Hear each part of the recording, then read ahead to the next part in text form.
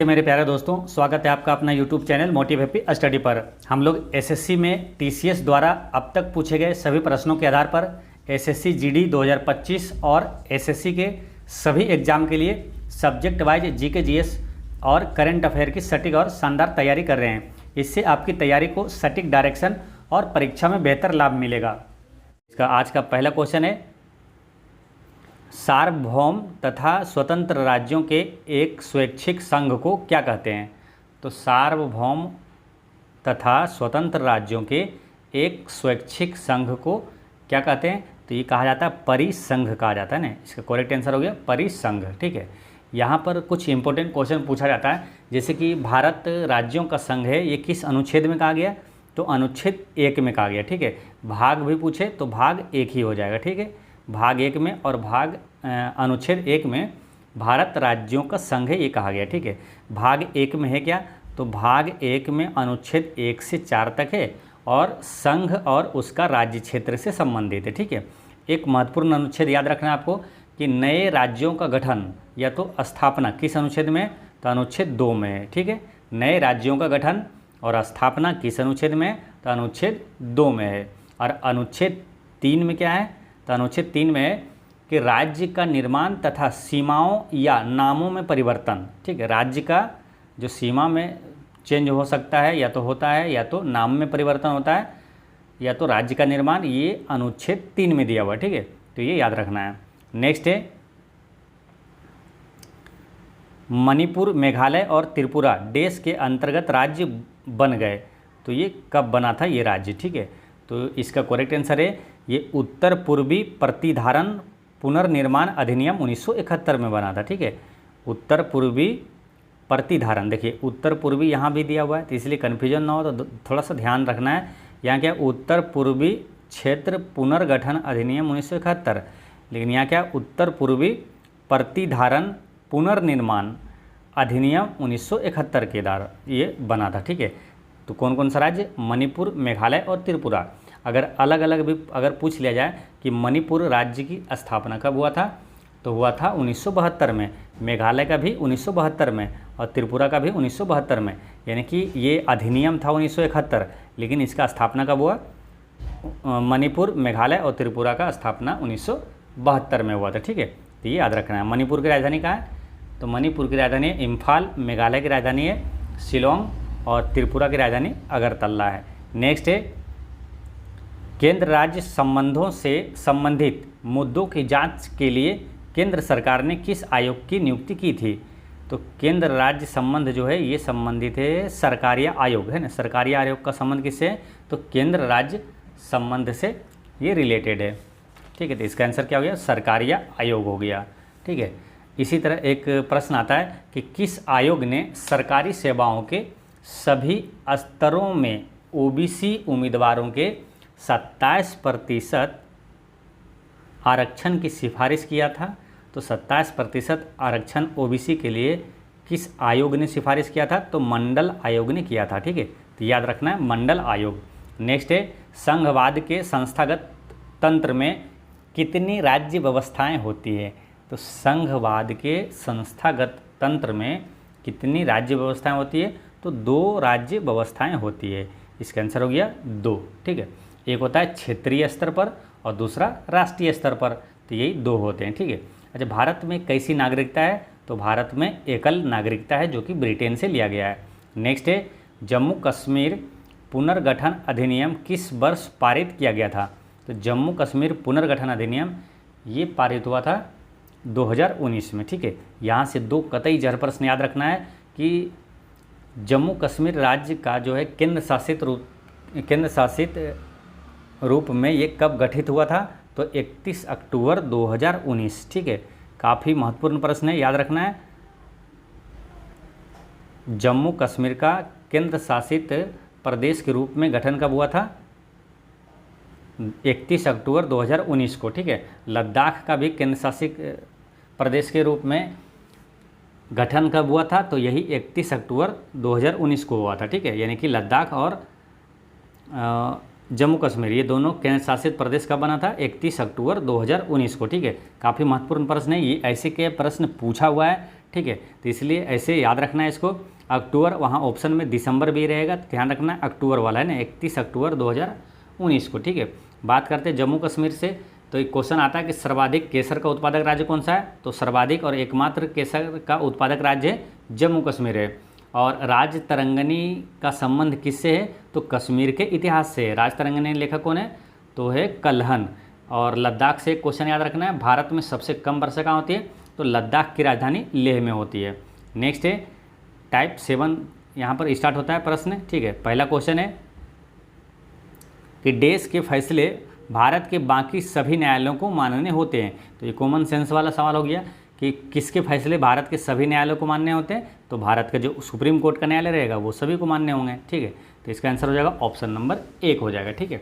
अब supreme court, high court के बारे में ये टाइप देखिए, ये जो टाइप है ना टाइप 7, इसमें आएगा आपको सारे सवाल आएंगे आपको सुप्रीम कोर्ट और हाई कोर्ट से रिलेटेड आएगा, ठीक है। तो इसलिए इस बुक में क्या है, सबसे अच्छी चीज़ है टाइप वाइज प्रश्न दिया हुआ है, तो एक ही टाइप के जब प्रश्न लगातार करते हैं तो वो सभी याद हो जाता है बहुत आसानी से, ठीक है। तो सुप्रीम कोर्ट की बात करते हैं। सुप्रीम कोर्ट की स्थापना कब हुआ था? 26 जनवरी 1950 को हुआ था, जब भारत का संविधान लागू हुआ था, तो उसी समय ही सुप्रीम कोर्ट का भी स्थापना हुआ था। 26 जनवरी 1950 को सुप्रीम कोर्ट की स्थापना हुआ था, लेकिन 28 जनवरी से ये अस्तित्व में आया था, ठीक है। सुप्रीम कोर्ट का पहला मुख्य न्यायाधीश कौन थे? तो वो थे हरिलाल जे कानिया, याद रखना है हरिलाल जे कानिया, कई बार एग्जामों में पूछा हुआ ये। और सुप्रीम कोर्ट की पहली महिला न्यायाधीश कौन थी? तो फातिमा बीबी थी, ठीक है।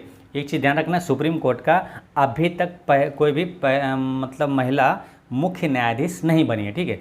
सिंपल न्यायाधीश बनी है वो है फातिमा बीबी। तो क्वेश्चन ये आता है कि सुप्रीम कोर्ट की पहली महिला न्यायाधीश कौन बनी? तो फातिमा बीबी। और हाई कोर्ट की पहली महिला मुख्य न्यायाधीश कौन बनी? तो लीला सेठ, जो कि हिमाचल प्रदेश से बनी थी, ठीक है।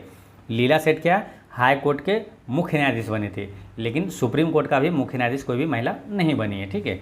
तो याद रखना है, फिर समझिए, सुप्रीम कोर्ट का पहला मुख्य न्यायाधीश था हरिलाल जे कानिया, पहली महिला न्यायाधीश सुप्रीम कोर्ट का फातिमा बीबी। हाई कोर्ट की पहली महिला मुख्य न्यायाधीश वो लीला सेठ, जो कि हिमाचल प्रदेश की बनी थी, ठीक है। और सुप्रीम कोर्ट और हाई कोर्ट ये दोनों अनुच्छेद भी याद रखना है आपको। तो हाई कोर्ट किस अनुच्छेद में? हाई कोर्ट है अनुच्छेद 214 में, 214। और सुप्रीम कोर्ट किस अनुच्छेद में? तो ये एक को इधर अगर ले आते हैं, यानी कि 1 to 4 है ना, 1 2 का 4, ये है सुप्रीम कोर्ट। तो सुप्रीम कोर्ट है 1 2 4, सुप्रीम कोर्ट है अनुच्छेद 124 में, और हाई कोर्ट है 214 में, ठीक है। तो ये याद रखना है। अच्छा, रीट कौन जारी करता है? सुप्रीम कोर्ट या तो हाई कोर्ट, या दोनों, या तो कोई नहीं। तो रीट जो है, रीट होता है कितना? 5, और रीट जारी करता है हाई कोर्ट और सुप्रीम कोर्ट दोनों जारी करता है, ठीक है। तो ये याद रखना है। करंट अफेयर में याद रखना है आपको, सुप्रीम कोर्ट का वर्तमान अभी मुख्य न्यायाधीश कौन है? तो भारत का मुख्य न्यायाधीश है अभी धनंजय यशवंत चंद्रचूड़, यानी DY चंद्रचूड़ है। नेक्स्ट है स्वतंत्र भारत के प्रथम मुख्य न्यायाधीश कौन नियुक्त किए गए थे? तो स्वतंत्र भारत के प्रथम मुख्य न्यायाधीश कौन थे? तो हरिलाल जे कानिया थे। इसका आंसर हो गया ऑप्शन नंबर 3 हो गया, हरिलाल जे कानिया थे, ठीक है। बाकी चीज़ें आपको सुप्रीम कोर्ट के बारे में बताई दी है। नेक्स्ट है भारत के किसी राज्य की प्रथम महिला मुख्य न्यायाधीश कौन बनी थी? तो इसके बारे में बताएं आपको, क्या? लीला सेठ, है ना, लीला सेठ बनी थी। और सुप्रीम कोर्ट की पहली महिला न्यायाधीश थी वो फातिमा बीबी थी, लेकिन हाई कोर्ट की पहली मुख्य न्यायाधीश वो लीला सेठ थी, कहाँ? हिमाचल प्रदेश की थी, ठीक है। तो ये याद रखना है। नेक्स्ट है दिल्ली उच्च न्यायालय की पहली महिला न्यायाधीश कौन थी? दिल्ली उच्च न्यायालय की पहली महिला न्यायाधीश भी लीला सेठ बनी थी। इसका आंसर हो जाता है ऑप्शन नंबर 3। नेक्स्ट है भारत के उच्चतम न्यायालय द्वारा दिए गए निर्णय देश पर बाध्यकारी है। तो भारत का जब सुप्रीम कोर्ट निर्णय दे देगा तो क्या किस पर ये बाध्यकारी होगा? तो ये भारत के सभी न्यायालय पर बाध्यकारी होगा, ठीक है। तो ये सिंपल सवाल है। तो सुप्रीम कोर्ट जो न्याय देगा वो सभी को, नीचे जो अदालत है वो सभी को मानना पड़ेगा, ठीक है। तो ये याद रखना है। और इसमें क्या है, अनुच्छेद 141 में, है ना, अनुच्छेद 141 में ये प्रावधान है कि सर्वोच्च न्यायालय द्वारा घोषित कानून भारत के क्षेत्र के भीतर सभी न्यायालयों के लिए बाध्यकारी होगा, ठीक है। हाई कोर्ट किस अनुच्छेद में बताया आपको? हाई कोर्ट है अनुच्छेद 214 में, और सुप्रीम कोर्ट है 1, 2, 4 में, ठीक है, 124 में है। नेक्स्ट है भारत में सबसे बड़ा अपीलीय न्यायालय कौन सा है? तो भारत में सबसे बड़ा अपीलीय न्यायालय कौन हो सकता है? तो सुप्रीम कोर्ट सबसे बड़ा है, तो सुप्रीम कोर्ट है ना। उच्चतम न्यायालय कौन है? उच्चतम न्यायालय। उच्चतम न्यायालय किस अनुच्छेद में है? अनुच्छेद 124 में। इसकी स्थापना कब हुआ था? 26 जनवरी 1950 को। अभी मुख्य न्यायाधीश, पहला मुख्य न्यायाधीश कौन थे? तो वो थे हरिलाल जे कानिया। अब वर्तमान में है DY चंद्रचूड़।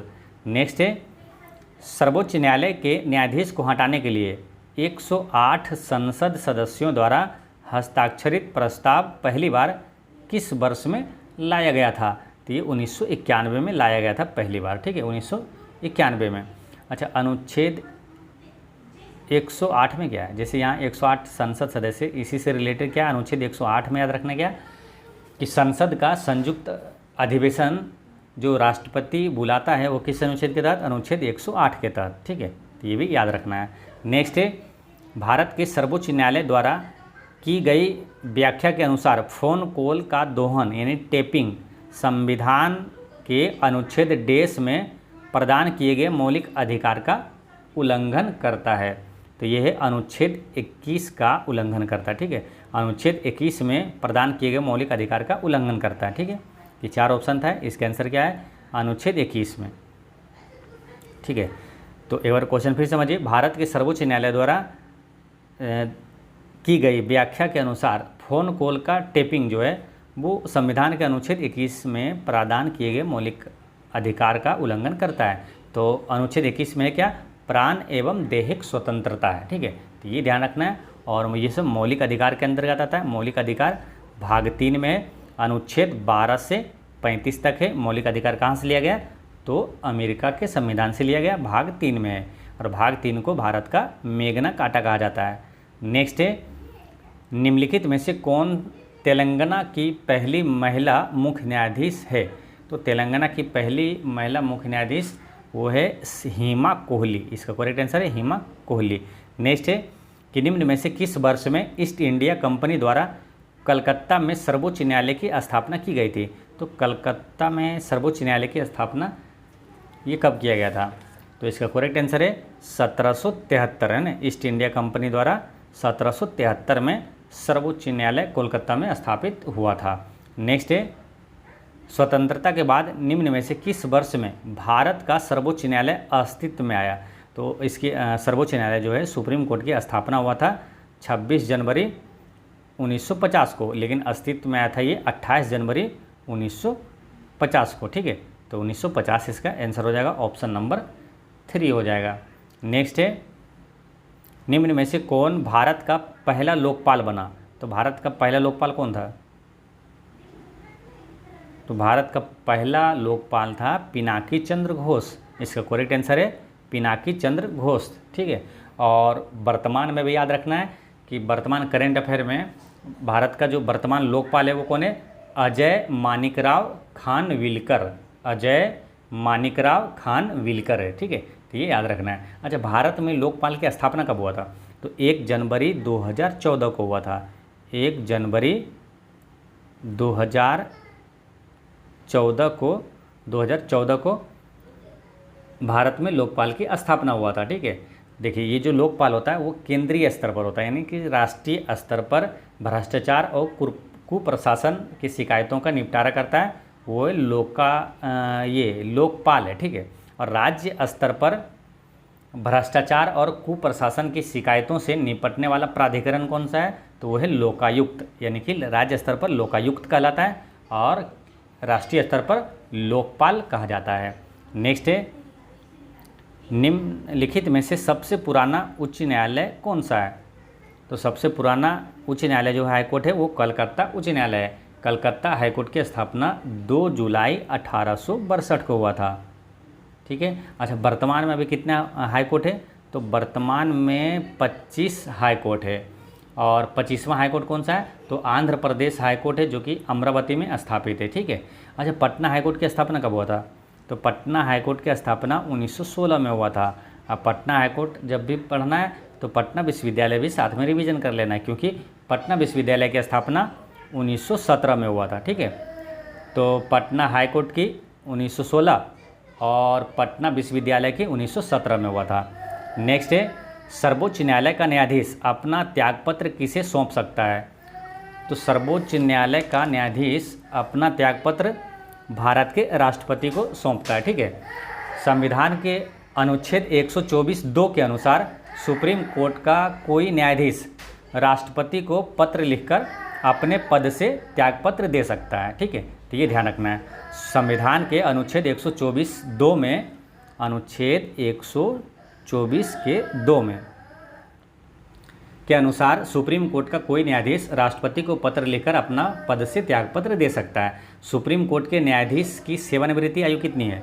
तो सुप्रीम कोर्ट के जो न्यायाधीश होता है उसका सेवानिवृत्त आयु है 65 वर्ष है, और हाई कोर्ट का कितना है? तो वो है 62 वर्ष। नेक्स्ट है, उच्च न्यायालय के न्यायाधीश की सेवानिवृत्ति की आयु क्या है? तो वो है 62 वर्ष है ना, 62 वर्ष है। ठीक है। और राष्ट्रपति को इसके बारे में बता दिया आपको है ना, सुप्रीम कोर्ट का है 65 है ना, और हाई कोर्ट का है 62। हाई कोर्ट कितने किस अनुच्छेद में? तो हाई कोर्ट है अनुच्छेद 214 में, और सुप्रीम कोर्ट है अनुच्छेद 124 में है। ठीक है। सुप्रीम कोर्ट के पहले चीफ जस्टिस थे हरिलाल जेकानिया, वर्तमान में DY चंद्रचूड़ है। नेक्स्ट है कि उच्च न्यायालय के संबंध में निम्नलिखित में से कौन सा कथन सही नहीं है? तो उच्च न्यायालय के संबंध में कौन सा, यानी हाई कोर्ट के बारे में कौन सा सही नहीं है? पहला क्या है? यह राज्य के अधिकार क्षेत्र के अंतर्गत आने वाले मामले की सुनवाई कर सकता है, ये सही है। फिर दूसरा क्या है? यह निचली अदालतों से अपील की सुनवाई कर सकता है, ये सही है। यह मौलिक अधिकारों की रक्षा के लिए विभिन्न रीट जारी कर सकता है, ये भी सही है। रीट है ना, सुप्रीम कोर्ट और हाई कोर्ट ये दोनों जारी करता है। फिर चौथा क्या? यह भारत के राष्ट्रपति को सलाहकारी राय दे सकता है, ये गलत है। ठीक है, क्योंकि राष्ट्रपति को अनुच्छेद 143 के तहत सुप्रीम कोर्ट को सलाह देने का क्षेत्राधिकार है ना। किसको? सुप्रीम कोर्ट को अधिकार है राष्ट्रपति को सलाह देने का, अनुच्छेद 143 में। ठीक है, तो इस तरह से आंसर इसका 4 हो गया था। नेक्स्ट है, सर्वोच्च न्यायालय या तो उच्च न्यायालय के न्यायाधीश को संसद द्वारा निम्नलिखित में से किसके जरिए हटाया जा सकता है? तो विशेष बहुमत द्वारा हटाया जाता है। ठीक है, तो याद रखना है, सुप्रीम कोर्ट और हाई कोर्ट के न्यायाधीश को संसद द्वारा विशेष बहुमत द्वारा इसे हटाया जा सकता है। नेक्स्ट है कि निम्नलिखित में से किसके पास भारत के मुख्य न्यायाधीश से परामर्श करके न्यायाधीशों को एक उच्च न्यायालय से दूसरे उच्च न्यायालय में स्थानांतरित करने का अधिकार है? तो ये किसको हो सकता है? तो राष्ट्रपति को, है ना। इसका आंसर क्या हो जाएगा? ऑप्शन नंबर 3, राष्ट्रपति को ये अधिकार है कि भारत के जो मुख्य न्यायाधीश से परामर्श करके न्यायाधीशों को एक उच्च न्यायालय से दूसरे उच्च न्यायालय में स्थानांतरित कर सकता है। नेक्स्ट है कि निम्नलिखित में से किस मामले में भारत के सर्वोच्च न्यायालय ने संविधान की मूल संरचना के सिद्धांत को प्रतिपादित किया है? तो जो है संविधान की मूल संरचना के सिद्धांत को प्रतिपादित किया है, ये केशवानंद भारती मामला 1973। ठीक है, तो ये याद रखना है, डेट भी याद रखना है, केशवानंद भारती मामला 1973। नेक्स्ट है, भारतीय न्यायपालिका की संरचना कैसी है? तो भारतीय न्यायपालिका की संरचना है 4 स्तरीय। ठीक है, वो 4 स्तरीय कौन सा? जैसे पहले आता है निचली न्यायालय, फिर प्रथम अपीलीय न्यायालय, फिर हाई कोर्ट और फिर सुप्रीम कोर्ट, है ना। तो 4 हो गया, पहला निचली न्यायालय, प्रथम अपीलीय न्यायालय, हाई कोर्ट और सुप्रीम कोर्ट। ठीक है, तो ये अपना भारतीय न्यायपालिका जो है इसकी संरचना कैसी है? 4 स्तरीय है। ठीक है, तो दोस्तों आज की वीडियो इतना तक ही रहने देते हैं। अब पिछले वीडियो मैंने आपसे एक क्वेश्चन पूछा था कि भारत सरकार का प्रधान वैज्ञानिक सलाहकार कौन है? तो वो है अजय कुमार सूद है। और आज का क्वेश्चन है कि CBI के प्रमुख कौन है? तो वर्तमान में CBI के प्रमुख कौन है? इसका आंसर आप कमेंट में दीजिएगा। कोई भी डाउट हो तो कमेंट में ज़रूर पूछिएगा। और एक चीज़ हमेशा याद रखना है कि आपकी मुस्कान एक अनमोल खजाना है, इसे छोटी छोटी बातों में खोने ना दें। पढ़ते रहें, मुस्कुराते रहें। जय हिंद दोस्तों।